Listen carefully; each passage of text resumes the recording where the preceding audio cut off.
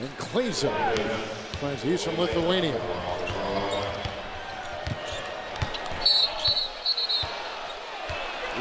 Vujicic took one. He just threw Carmelo Anthony out of the game. You saw the frustration. We saw Anthony take a tough foul on the baseline early in the game, and Vujicic is holding his throat. So I don't know what happened, but I'm assuming he got an elbow up in his throat, and he's been thrown out of the game.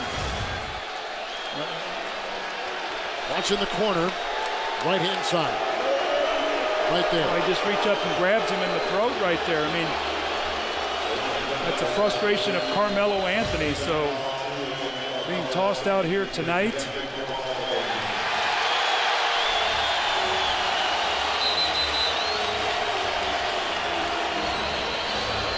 Doug, I know he wants to be a leader on this team. Does Carmelo Anthony, as you watch it again with the right hand, just grabbed him around the neck.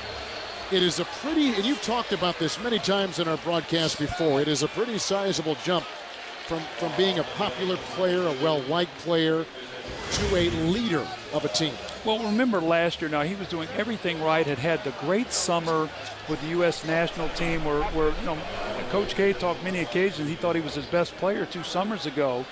And then, remember, he had the fight in New York where he's suspended for 15 games. And, I mean, his team took a hit during that period of time, and he came back and did everything right.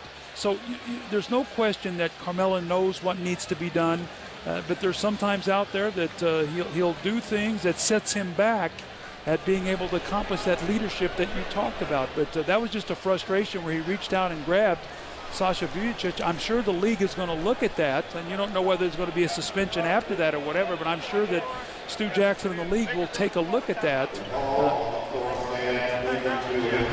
You know, there's a new rule this year in the NBA where you can look at the replay, and that's exactly what Dick Bavetta has just done, our crew chief today. The guy that pushed Charles Barkley to the limits last year in the race in Las Vegas.